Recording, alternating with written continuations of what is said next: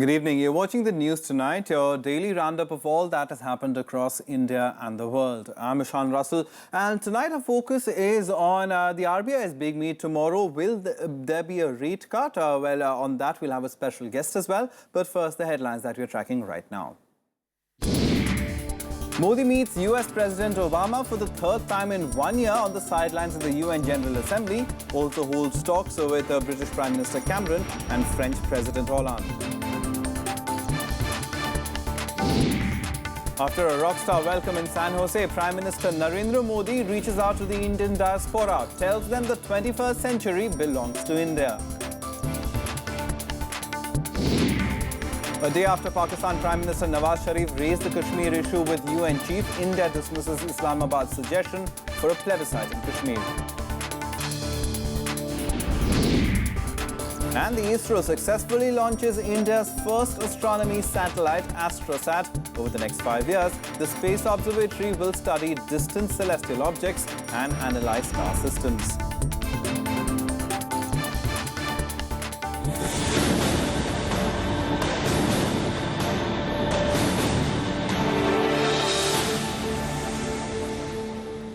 Our top story this evening, the meeting between Prime Minister Narendra Modi and US President Barack Obama is underway. The scheduled time for this meeting is 1 hour and 10 minutes. The two leaders are expected to discuss progress in Indo-US strategic ties. This will be the third meeting between the two in just over a year. Earlier, in fact, Modi met British Prime Minister David Cameron and French President Francois Hollande. The Prime Minister first met the British Prime Minister first. The leaders had last met at the G20 summit in Brisbane in November last year. At that time, Cameron had called relations with New Delhi as his top foreign policy priority. The Prime Minister later met Francois Hollande. Microsoft co-founder Bill Gates also joined the two leaders for discussions. In the separate meetings with the two leaders, a host of bilateral, regional and global issues were discussed.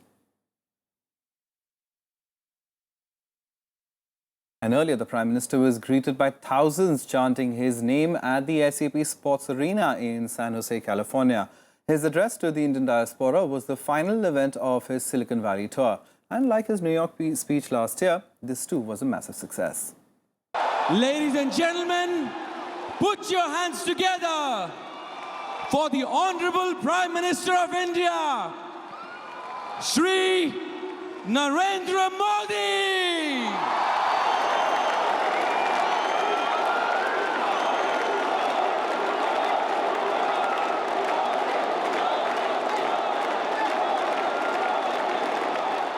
Another rockstar welcome for the Prime Minister in San Jose in California. 250 organizations of Indian diaspora put together this event that saw almost 18,500 people in attendance inside the 18,000 capacity SAP Center. It's exciting. Everyone's excited about it. It's good. Should be more often. ऐसा नेतृत्व हमने ना कभी देखा है ना कभी होगा. Welcome Modi ji. I never ever thought that he was gonna come here, but then he eventually came. The huge welcome brought back memories of last year's Madison Square Garden speech in New York. His message to the gathered audience was also similar to that one. He said that since he came to power, the world's perception of India has changed dramatically. हर कोई ये तो जरूर मानता है कि 21वीं सदी Asia की सदी है। ये हर कोई मानता है। पिछले कुछ समय से अब लोग ये नहीं कहते हैं कि 21वीं सदी एशिया की सदी है। अब लोग कह रहे हैं 21वीं सदी हिंदुस्तान की सदी है। ये आज दुनिया मानने लग गई है। San Jose has a sizable Indian population, more than 1,17,000 at last count. Indians are also the third largest Asian community in the US, and the PM reached out to them, reminding them of his three most ambitious initiatives, Jan Dhan Yojana, Aadhaar Card and mobile governance, referring to them with the acronym JAM. हमारी पहले पहचान थी उपनिषद की। भारत गौरव करता था उपनिषद। उपनिषद अब दुनिया के पल्ले तो पड़ता नहीं था,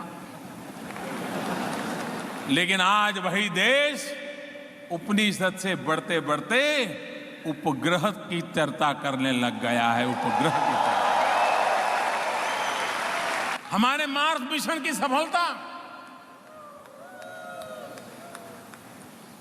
पूरे विश्व में भारत पहला देश है जो पहले ही प्रयास में मार्स मिशन में सफल हो गया। Modi also said that terrorism and global warming are the two main challenges facing the world today. He urged the United Nations to define terrorism on its 70th anniversary. परिभाषा न होने के कारण एक गुड टेररिज्म और bad terrorism चल रहा है। एक गुड टेररिज्म और बैड टेररिज्म से हम मानवता की रक्षा नहीं कर सकते। टेररिज्म टेररिज्म होता है, आतंकवाद आतंकवाद होता है। From San Jose, Modi went back to New York where he met world leaders. Bureau Report, Rajya Sabha TV.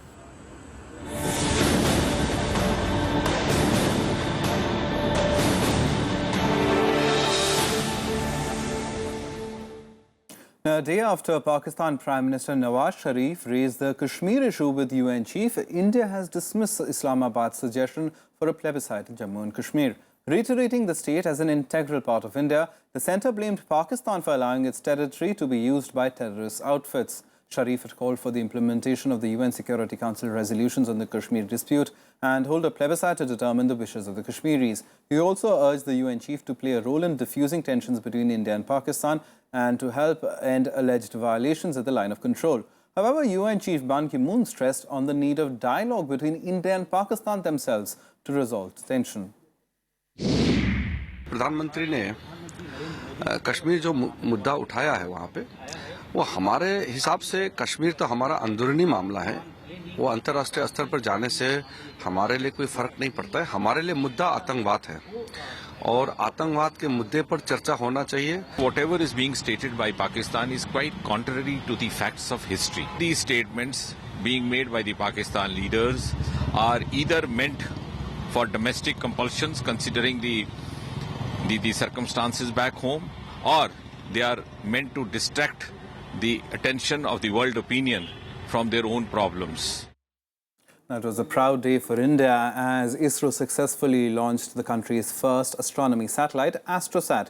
With this launch, our country, India, has joined a select club of nations having their own space observatories. Vice President Mohammad Hamid Ansari, Prime Minister Narendra Modi were among the leaders to hail this success.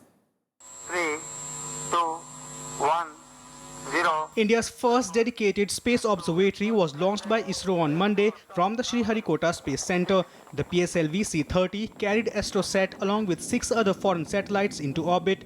The mission director said the success of the launch surpassed the expectations of the team at ISRO. The satellite has put India in an exclusive club of nations who have their own space observatory. Only US, Japan, Russia and Europe have own observatories in space. The astronomical satellite AstroSat and another 6 commercial satellites, and 4 of them are from US. You have released it? And this is, as you know, this is the end result of the dedicated and meticulousness in which our ISRO teams had put in, and we don't leave anything to a chance, and we attend everything. With an expected mission life of 5 years, AstroSat is aimed to study distant celestial objects and conduct deeper analysis of star systems. It is seen as a smaller version of NASA's Hubble Space Telescope that was launched in 1990. The satellite weighs over 1,500 kilograms and has been assembled at the Indian Space Research Organisation Centre in Bengaluru. It took the agency 178 crore rupee and nearly 10 years to make it after the project was cleared by the government 11 years ago. Prime Minister Narendra Modi was among a host of leaders who congratulated ISRO for the successful launch. Bureau Report, Rajya Sabha TV. Now, the West Bengal government has released the cabinet papers on Netaji Subhash Chandra Bose from 1938 to 1947. The release comes soon after the government declassified over 60 files on the freedom fighter. Chief Minister Mamata Banerjee said that the papers would be available at the State Archive, State Information Centre and the State Central Library for the public. She also released a CD containing information about those papers of over 400 cabinet meetings during that period. In the growing clamour for declassification of the Netaji files with the centre, Mamata Banerjee has said that she wants the Modi government to follow the same. Digitization of these files had begun 2 years ago, and Banerjee said that digitization of the files for the next 10 years is already in the process. Time now to take a look at other national news stories and nationwide.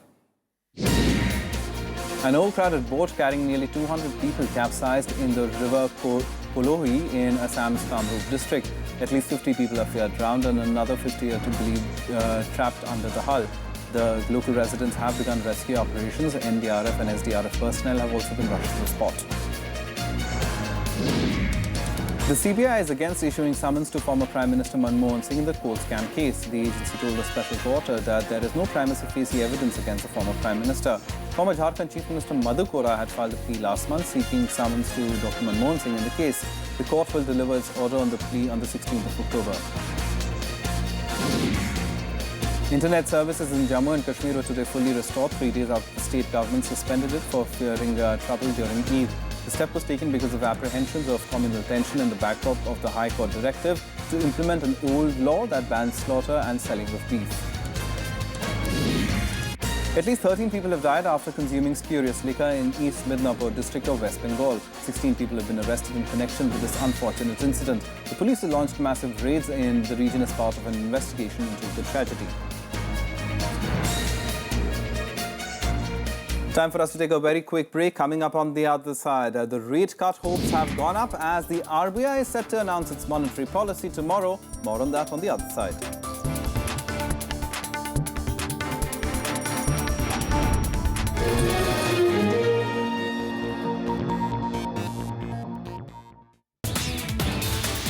Hello and welcome to India's World.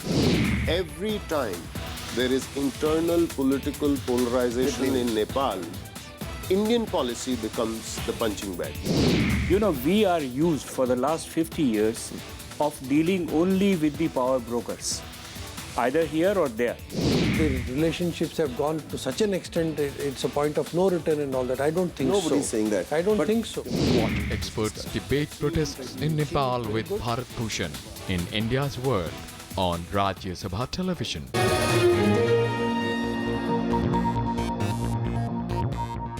Welcome back. You're watching the news tonight.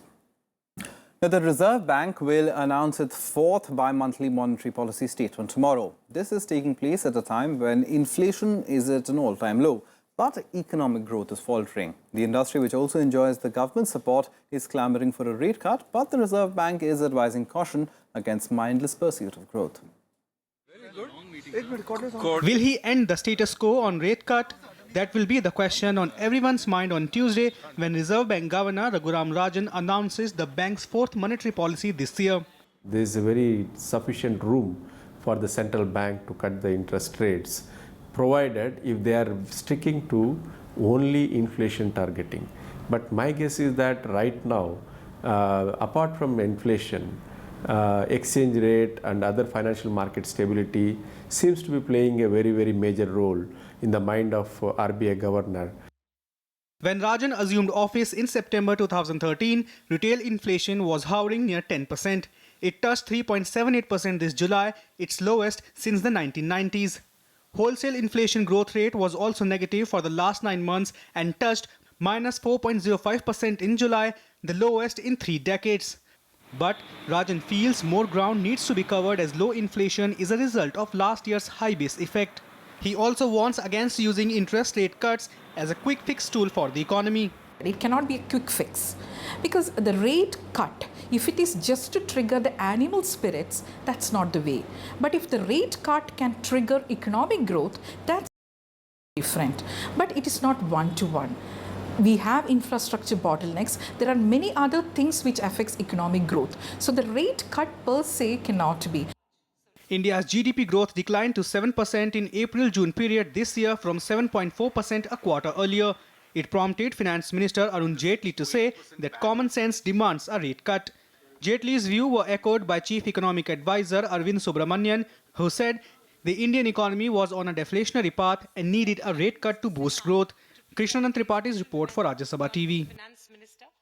And let's go across to Santosh Kumar Mehrotra, Professor of Economics at JNU, to help us understand. Professor Mehrotra, will a rate cut happen? That's the big question. The RBI governor, of course, under tremendous pressure, but is there enough for him to do that rate cut? And also, what kind of a rate cut could we see? Because what reports suggest that it could be relatively minor of 25 basis points in the repo rate.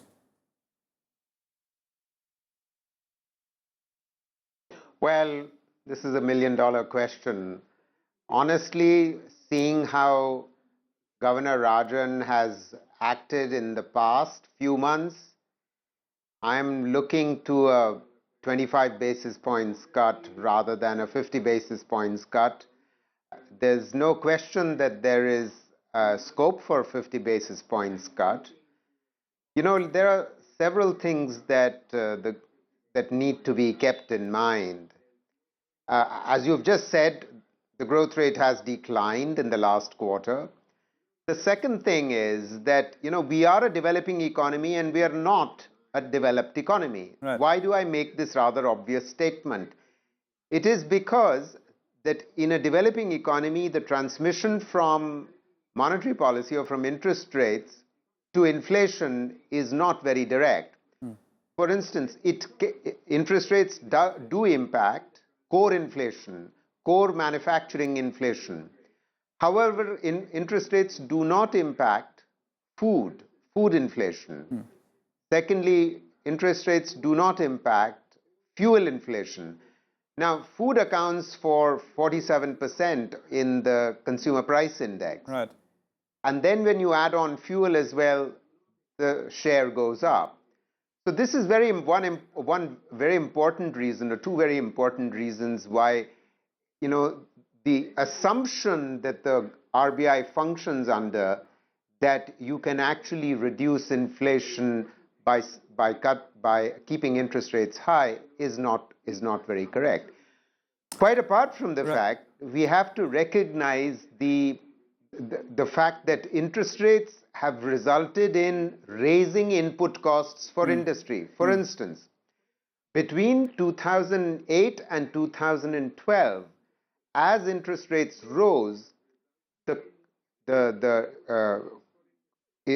interest cost as a proportion of sales for small firms went up from 4.3% to 9%. All right.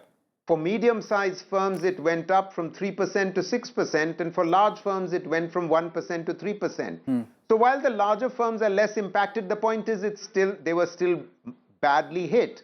Now, since then, it is true that the governor has brought down, the RBI has brought down the interest rate by 75 basis points. But the fact remains that the inflation rate has come down dramatically. Right. Now, let me go back to the point as to why I said that it might be only 25 basis points as opposed to 50 basis points. You see, the governor has been saying that the reason why CPI has been dropping, consumer price index or inflation has been dropping, is because the inflation is measured year on year, and last year the inflation rate was high. So there is a base effect. In other words, as it has dropped, the base effect means that it may well go back up.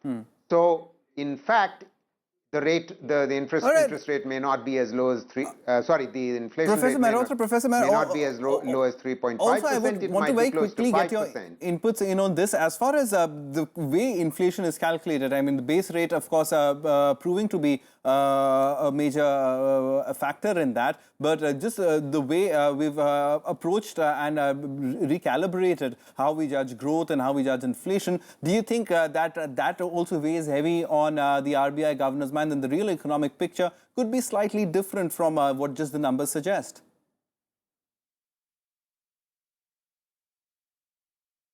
Well, I don't think the switch of calculation from factor cost, or the calculation of GDP from factor cost to market prices is making any difference. That was the case a year ago. That's still the case. So I don't think that's an issue.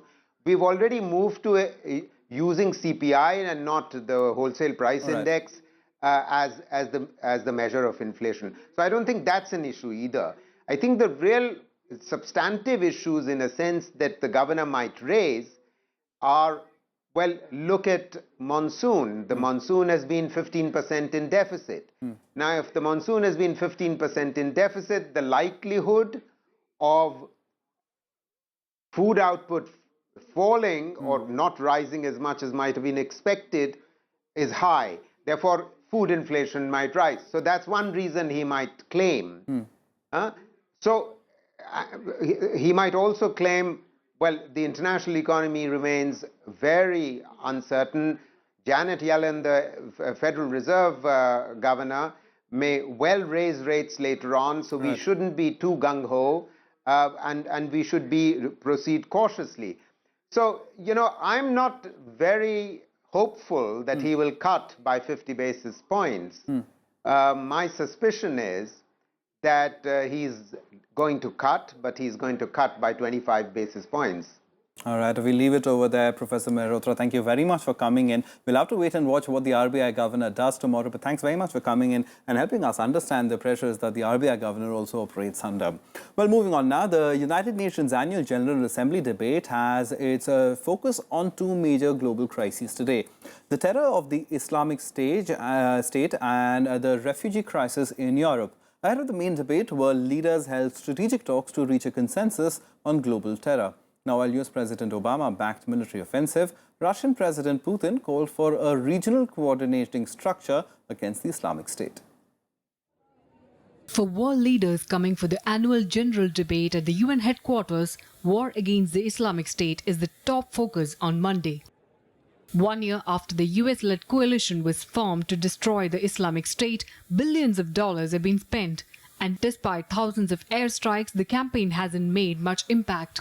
But Obama backed the decision to use armed forces against the group.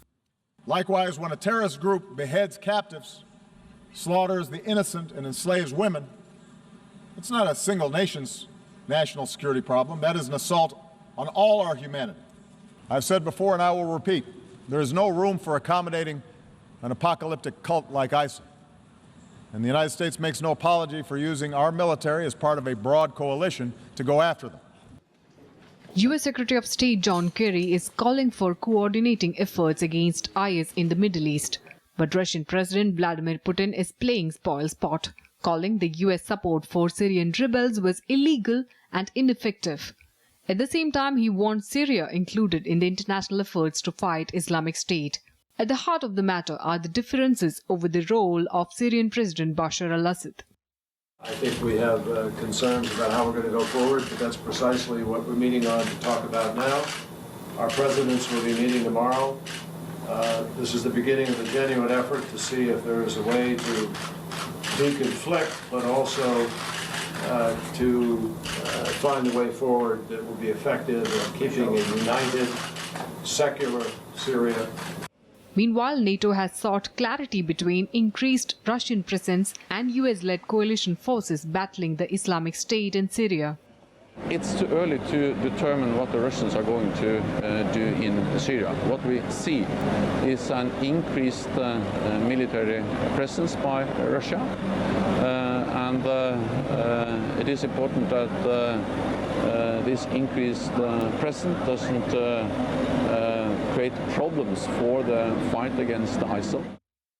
Late last week, France launched its first airstrikes in Syria, destroying an Islamic State training camp. The Islamic State's activities have become the root cause for problems staring Europe and Middle East, unleashing global terrorism and an escalating refugee crisis. Bureau Report, Rajya Sabha TV. Now, NASA has claimed that Mars has not only frozen water but flowing streams of salty water as well. In a major find, the US Space Agency reported that their latest observations strongly support the theory of salt water existing on the red planet during its summer years. Pictures were shown of dark streaks on Mars' surface, which the scientists believe to have been caused by flowing water. Salt lowers the freezing point of water, and scientists say that would explain flows. Well, that's news tonight. Good night.